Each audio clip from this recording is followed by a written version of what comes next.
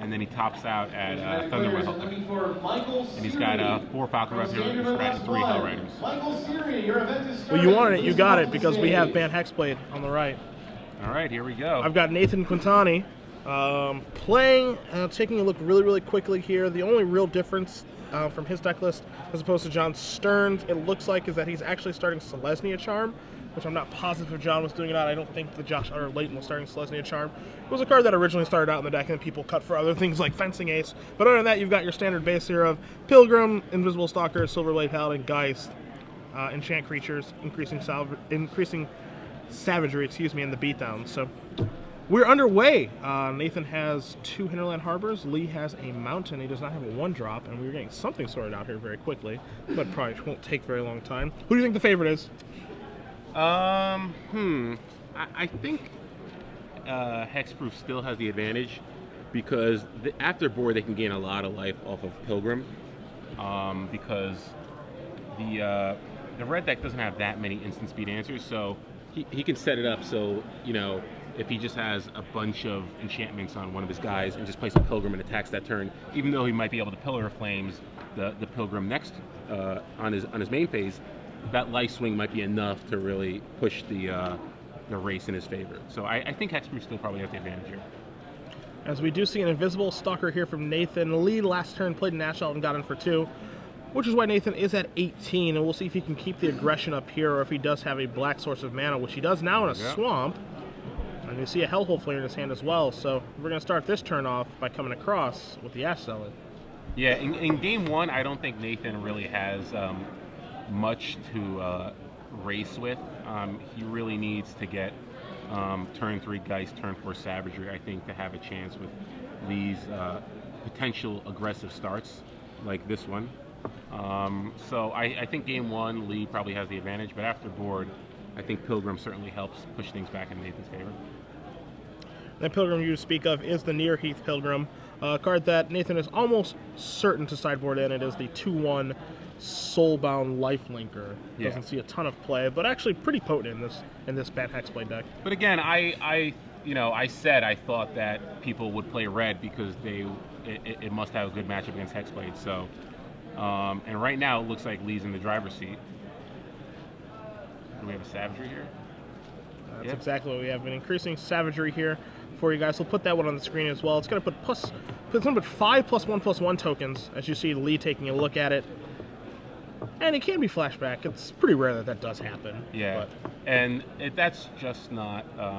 he's basically going to have to hold it back as a blocker. But if Lee has an Aristocrat, it's going to be pretty bad for Nathan. Yeah, it's not a good feeling to have to leave that Stalker back and not be able to get in and try to race because he is behind. Yeah. Even though he was on the play this game, Nathan was still too far behind on the board to be able to keep giving the beatdowns. And if there is an Aristocrat here, he is in some serious trouble. Invisible Stalker does make a good blocker though with 5+1/+1 counters. That is definitely true. No Zealous Conscripts, no Mark Mutinies, none of that nonsense. If Nathan can get a white source, he might be able to make something out of this, but I don't know. We're going to see some 1-drops from Lee now, I think. We have a Vexing Devil. Quick, what do you do? I think you got to let it resolve. Not going to take 4? I don't think so. There you go. Take 4. Yep, you were wrong. Drop it at 12. That's right, you were wrong. It ain't any fun until someone loses an eye. Just in case you didn't know. That's what old Vexy thinks. I think that it feels like it's kind of close between taking 4 and not. I mean, you have the reach on the board from Hellhole Flare. Maybe you're supposed to have just let the 4/3 be there because Stalker's just doing such a good job of blocking. But then 4 is attacking the next turn. So it seems like it's kind of close. I guess if Nathan has no other creatures to commit to the board. But my concern would be if he had a Brimstone Volley, which again, Nathan's not sure what kind of build Lee is playing. But Brimstone Volley with the Flailer already in play, you could easily be dead. He could just get you into the range of burning you out now. We are going to have an Avacyn's Pilgrim here as well after we saw that Spectral Flight. Is he ready to attack you? That's the tough part. I mean, it would have been an attack for 8. It is a 3-turn clock right now. You know, he can attack for 8. I think it's safe to say he doesn't have a Hell Rider right now, which might be one of the main things Nathan's afraid of. And so what we see there is a Searing Spear knocking Nathan down to 9. He's going to draw a card. Plays Cavern of Souls. We'll get confirmation on what that is naming for you guys in just a moment, but we might finally see an attack here from Lee. Yeah, and Lee doesn't actually have Brimstone Volley in his deck. He has Searing Spear and Pillar Flame as his only burn. So, obviously Brimstone Volley is not an out for him, but, you know, Nathan doesn't know that. And had Lee had a Brimstone Volley, then he might have been able to just kill him that turn. And now you have a Thundermaw Hellkite. And this is a huge deal now, too, because with the trigger, it's going to tap the Invisible Stalker, and he's able to get in with all of these creatures here. And Invisible Stalker, who was playing defense so incredibly well, can't do that now because of that Spectral Flight. And across I come don't the guys. believe Pilgrim is active, so I don't think he can cast the Selesnya Charm. Yep. Was just played last turn. Selesnya Charm not an option right now. He does have to block because he is facing lethal. And he hasn't played a white land yet this game, so it doesn't look like he'll be able to Selesnya Charm unless he draws one. So, so he can block, drop to 2. He can deal with the Thundermaw if he draws a white source, but the Flailer can still just kill him once Lee untaps. So looks like this game's over. Yeah, taking a look at his outs in the situation for Nathan, there's no way for him to gain life right now. So unless there's some sort of large Ethereal Armor turn that's going to take place again with no white mana, I don't find that to be likely. It looks like Thundermaw Hellkite is actually going to steal this game because he played a Spectral Flight when it's kind of arguable if he had to or not. You know, it's nice to make that thing big, but there's definitely, you know, a drawback, which we just saw from Thundermaw Hellkite. Yeah, I'm not sure it was necessary, especially if you're not going to attack. You already know your guy's bigger than any of the creatures there. Maybe he was thinking about the Aristocrat and maybe wanting to block that, but, you know, you basically got to pick your poison. You got to figure he doesn't have the Aristocrat the turn before, but he ended up drawing one anyway. So I think Nathan was sort of in a tough spot regardless. I think and Lee does have more Aristocrats in his decks than Hellkite, so I think I could at least understand Nathan's play there, you know. Sure. You know, he's also just trying to, you know, make his guy big enough so that he can maybe make it so that he attacks twice. Cut it from 3 turns into 2. You know, he plays a Spectral Flight, plays a Chump Blocker, next turn maybe puts a Rancor on his guy, attacks for 10, and then hopes he can live and then get him in the next turn. But instead, Thundermaw Hellkites, you know, it's coming to playability that doesn't normally do too much. Did a lot that game. Yeah. And that game was a perfect example of how if Nathan was able to get one hit in with the Pilgrim Soul Bonded, then suddenly the life swing is enough maybe to give Nathan the advantage in the race. But, you know, game 1, there's not much he can do if Lee gets his haste creatures in play and just is able to regain the turn. Yeah, and that game is just wildly different if there is a Pilgrim. And we are going to see 3 copies of Near Hearth Pilgrim come in from the sideboard for Nathan. He also has 2 copies of Nevermore. I can't imagine those coming in. 2 copies of Feeling of Dread, and when you are racing, as you are typically are in this matchup, Feeling of Dread, fantastic. 2 copies of Wolfare Avenger, a card that can actually take Lee off guard if he doesn't know that it's coming. A copy of Rootbound Defenses, 1 copy of Garruk Relentless, 3 Rest in Peace, and 1 Negate. So I think you can expect 3 Pilgrims. You can probably expect the 2 Feeling of Dreads, maybe the 2 Avengers, maybe a Negate, maybe a Garruk Relentless coming on in. Yeah, and in Proto Barcelona, when Bant Hexproof was a deck there, the red-white champion deck was actually a tough matchup game 1. But after board, Bant brought in the Wall of Redemption, which changed everything because, you know, not only did you have Silverheart to pump it, but you also had increasing savagery.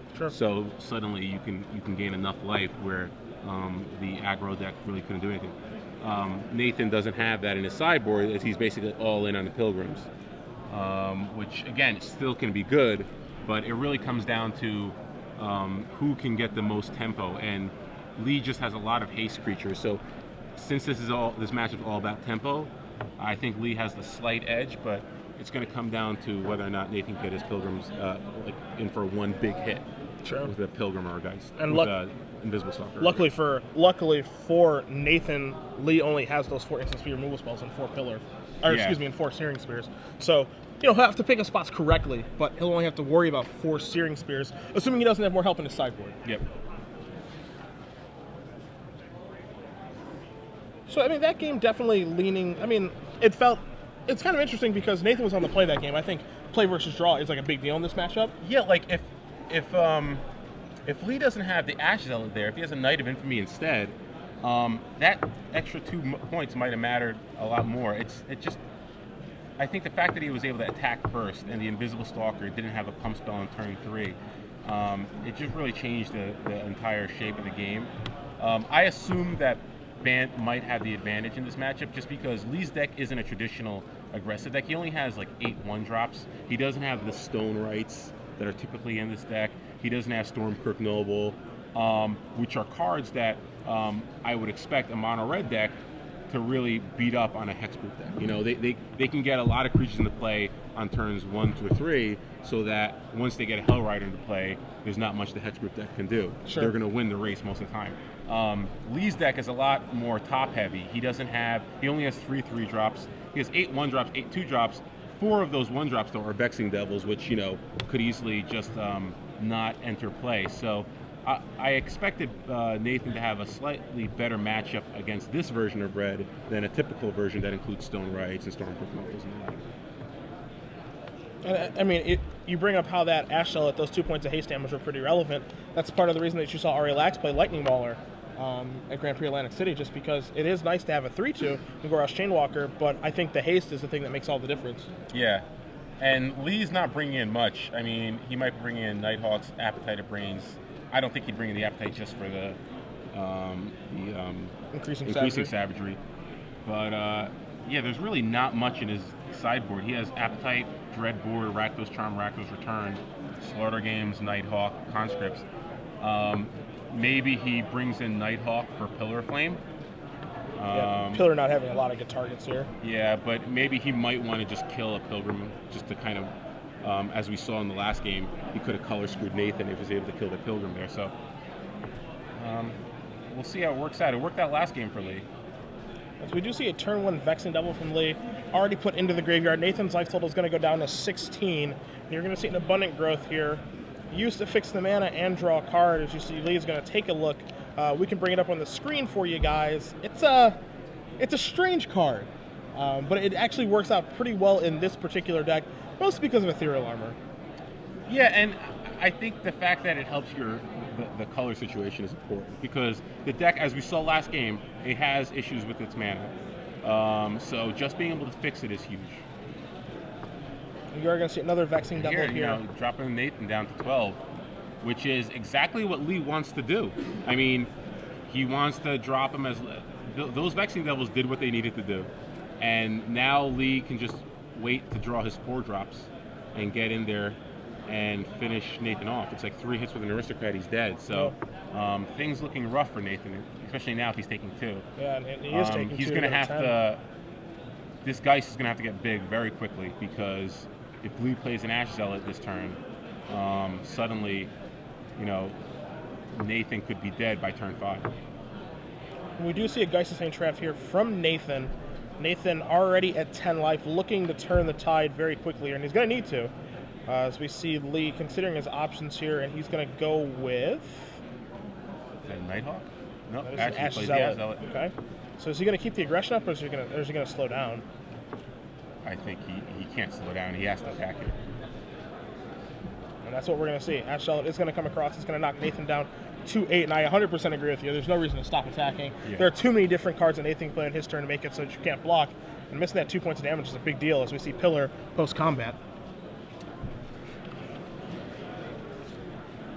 So Nathan's down to 6. You're going to hope for a Pilgrim here.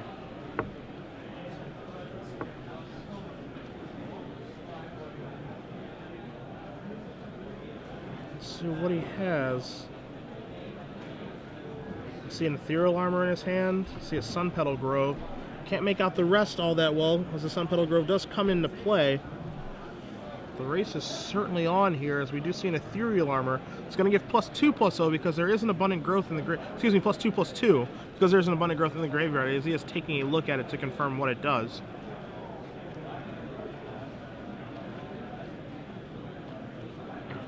He has another Abundant Growth, so he can make it slightly larger, but again, this isn't going to win the race. He really needs a Pilgrim here. I think his option is either casting a Pilgrim, I'm sorry, Avacyn Pilgrim, not a Nighthawk Pilgrim. Sure. Casting an Avacyn Pilgrim and a Spectral Flight, or playing a Abundant Growth to hope to draw a Pilgrim, which means that he can only cast the Avacyn Pilgrim or the Spectral Flight after that. I think he has to try to dig here. We are still running winner boxes in the format of your choice. We also will be starting Silence of the Legacy. See Avacyn's Pilgrim there in his hand. Scary situation here. I mean, when you're playing against the red deck, you're at 6 life. You already see SCGDAL representing, you know, that 2 more points damage puts you to 4. The red deck doesn't have a ton of reach, as we are going to see Nathan come across with the Geist and the Angel token. This is going to be an attack here for 8.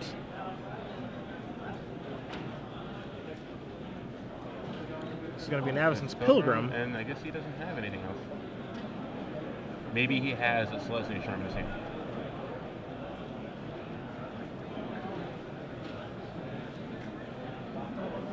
There's an Abundant Growth. There's another Pilgrim there.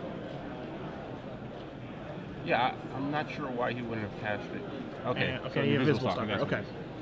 Speaking of Commander, if you signed up for Commander Pod 6, come on See, to the Lee takes a stage. draw We're step. ready to start. Once again, players in Commander Pod 6. Pillar Flame in his come hand on here. To the stage. So this game's still within Nathan's reach. Needs a pretty good draw. He'll get 2 draws with the Abundant Growth in his draw step. I think you want to block here. Yep.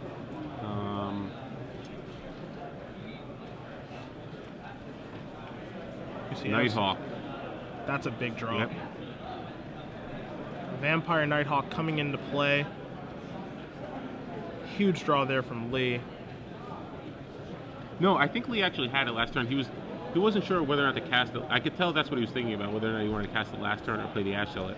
I was glad that he went with the Ash Zealot, because if Nathan has a Ethereal Armor, then it won't really matter that much. Sure. But still, you know, Nathan really wants to draw a Nighthawk Pilgrim here. As we're going to see an Abundant Growth here. Going to draw Nathan a new card. Going to pump up the Geist of St. Traff 1 more because of the Ethereal Armor.